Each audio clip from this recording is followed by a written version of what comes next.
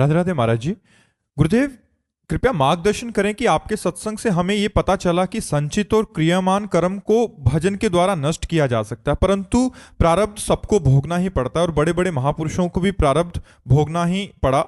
और आपके श्रीमुख से ये भी सुना कि भगवान सर्वशक्तिमान है, सब कुछ करने में समर्थ है महाराज जी, फिर वो अपने भक्तों के प्रारब्ध को पूर्ण रूप से नष्ट क्यों नहीं करते? नहीं, जो सच्चा पहलवान होता है वो कायर और आलसी अपने चेला को नहीं बनाता है। अगर यहां मारा और थोड़ा सा वो कच्चा पड़ा तो हजारों हाथ यही मारेगा वो। तो फिर भगवान जगत गुरु अपने चेला को कच्चा कैसे रखेंगे? शरीर राग से जो डर रहा है कि प्रारब्ध भोग भगवान मिटा दें, वो कायर है, शरीर रागी है। अरे देखो, हमारे भगवान सर्वशक्तिमान और परम कृपाल होते हुए अपने चेला पर आरा चलवा दिया, मूरत ध्वज पर, अपने शरणागत पर राग पर आरा चलवा दिया। पूरे देह को चीर कर 2 भागों में करो। क्या समझते हो हम जगत गुरु के चेला कोई साधारण थोड़ी है? भगवान अपने पार्षद को कमजोर बनाएंगे क्या? बड़ा सा बड़ा प्रारब्ध भोग भी ऐसे हंसते हुए मुस्कुरा करके जब आग में झोंका गया प्रहलाद जी को, जहर पिलाया गया प्रहलाद जी को, बड़े बड़े गजराजों से रौंदा गया प्रहलाद जी को, अस्त्र शस्त्रों का प्रहार किया गया, कृत्या उत्पन्न की गई, क्या क्या नहीं किया गया, लेकिन बाल भी बाका नहीं हुआ। तो हमारी छाती चौड़ी होती है कि मेरा स्वामी इतना कृपालु है, इतना मजबूत कर देता है अपने दास को कि प्रकृति का कोई भी वार उसका बाल बाका भी न कर पाए। सीम की चाप सके को तासु, बड़ रखवार रमापति जासु।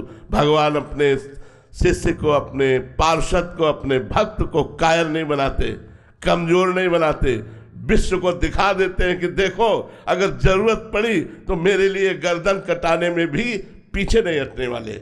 इसलिए भगवान प्रारब्ध नहीं मिटाते, प्रारब्ध भोगने की सामर्थ्य देते हैं। भोगो और मेरा स्मरण करते हुए जगत के लिए उदाहरण बनो, जगत को दिखाओ कि हम भगवान के हैं और हर कष्ट सहकर भगवान के हैं। इसलिए बड़े बड़े महापुरुषों के शरीरों में भीषण पीड़ा दी गई। ये क्या है? भगवान परिपक्व करते हैं, भगवान मजबूत करते हैं अपने दासों को, देह भाव से रहित करके चिदान। तभी तो होता है ऐसा कैसे बोले? ऐसा इसलिए क्योंकि भगवान के दास हैं, क्योंकि भगवान के जन हैं।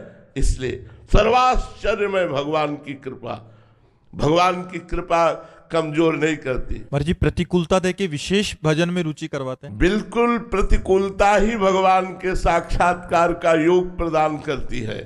जब गजेंद्र ने देखा परिवार के सब लोग भाग गए, हाथी हाथिनियां सब छोड़ के चले गए, शरीर का बल भी हार गया, तब उसे याद आई भगवान की, हृदय से पुकारा हरि, 1 सेकेंड में ग्रास से मुक्ति मिल गई। जब द्रौपदी जी ने देखा पांचों पति गर्दन झुकाए हैं, भीष्मादि मौन धारण किए हैं, भुजाओं का बल थकित हो गया, 10,000 हाथियों का बल रखने वाला दुशासन बलवान खींच रहा है, जब देखा अपनी दांतों से भी साड़ी छूट जाएगी, गोविंद, उसी क्षण वस्त्रावतार भगवान का हो गया। तो प्रतिकूलता योग प्रदान करती है भगवान के मिलन की। महाराज जी, क्या सभी साधकों के जीवन में आएगी ये कि उसको शरणागत होना ही पड़ेगा प्रभु के चरणों में, या अलग भी स्थितियां हैं? अब ये वैद्य जाने की कौन सी दवा किस मरीज को देनी है। ऐसा तो नहीं कि बुखार में एक ही दवा सबको चलती हो, एक ही डोज सबको दिया जाता हो। एक ही प्रकार का बुखार नहीं होता, कई प्रकार का बुखार होता है, तो कई प्रकार की दवाएं भी होती हैं। अब जैसे अम्बरीश जी हैं, स्वस्थ शरीर है, चक्रवर्ती सम्राट हैं, सारा सुख वैभव है और भगवान के महान भक्त हैं। तो हम जैसे देहाभिमानियों को देह राग से मुक्त करने के लिए अशुभ प्रारब्ध को भगवा कर भगवान पवित्र करके और अपने दिव्य पार्षद रूप को दे करके बुला लेते हैं। ऐसा नहीं है कि सबको कष्ट मिलेगा, सबको प्रतिकूलता मिलेगी। डरो मत, डरो मत, ये सबके लिए नहीं है।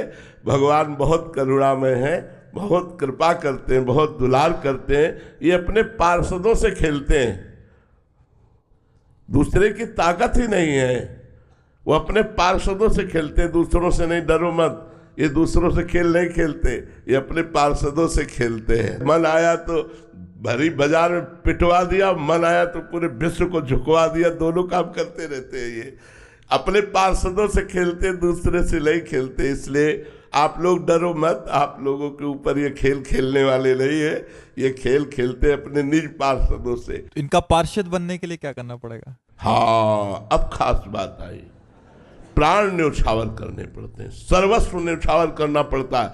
अपना शब्द केवल भगवान के लिए रखना पड़ता है। अपना शब्द, अपना कौन, तो ढूंढे, पूरे विश्व में कोई नहीं निकला, केवल भगवान निकले। मेरे तो गिरधर गोपाल, दूसरों न कोई। अब दूसरों में शरीर भी है, गिरधर गोपाल के सिवा मेरा कुछ नहीं है।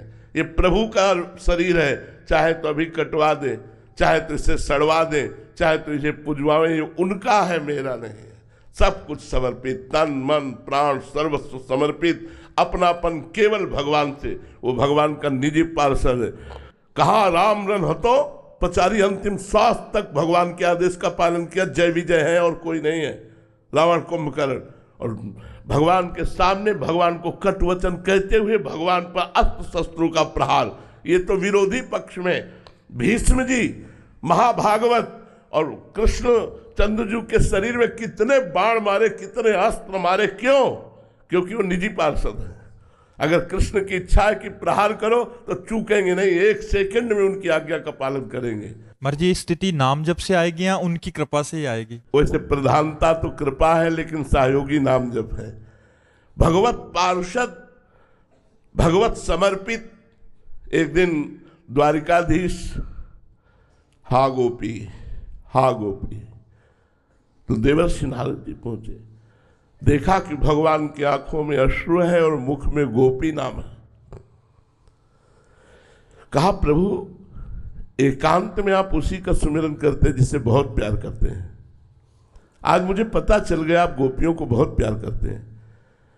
क्या हम में से कोई ऐसा भक्त नहीं है जो कभी आपको एकांत में ऐसे याद आता हो?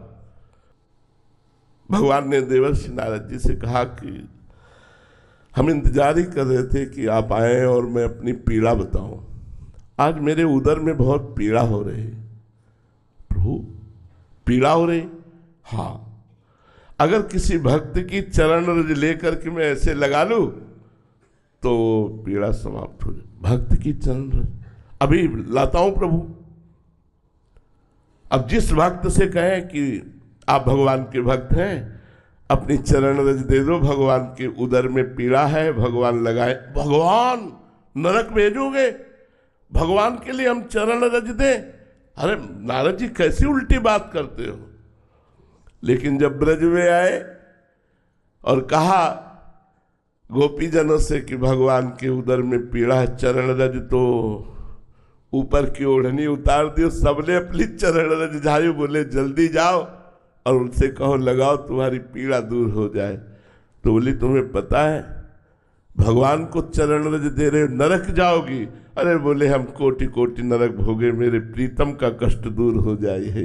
जब जाके बात कही तो भगवान के आंसू आ गए और कहा तुम भी तो भक्त थे, तुमने अपनी चरण रज दी क्या?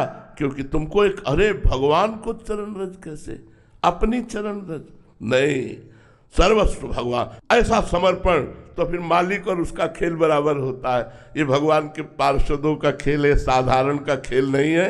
ऐसा मत समझो कि बड़े बड़े, देखो उड़िया बाबा के गड़ा से चलवा दिए, 6-6 इंच गड़ा सा फव्वारा, ओम, और अंतर ध्यान हो जाए।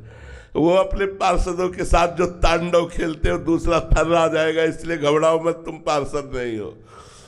पार्षद बनने के लिए तैयारी थे, सब कोई कमांडो नहीं बन जाता। इसीलिए भगवान के पार्षद हैं संत जन, भक्त जन, जो सिद्ध पुरुष हैं, पार्षद हैं। हाँ, क्या क्या नहीं हुआ, आप भक्तों के चरित्र पढ़ करके देखिए। और भगवान उनके अधीन हो जाते हैं, उनके चरण दबाते हैं, उनकी आज्ञा का पालन करते हैं अपने भक्तों की। ऐसा प्यार कौन करने वाला है? अखिल ब्रह्मांडों का स्वामी हाथ जोड़े खड़ा रहता है अपने भक्तों के सामने। पग चापू और सेज बिछाऊं, नौकर बनूं हजाम, हाकू बैल बनो गडवारो, बिना तनख्वाह रथवान, यही तो मेरे मन में ठड़ी भगत मेरे मुकुटमणि।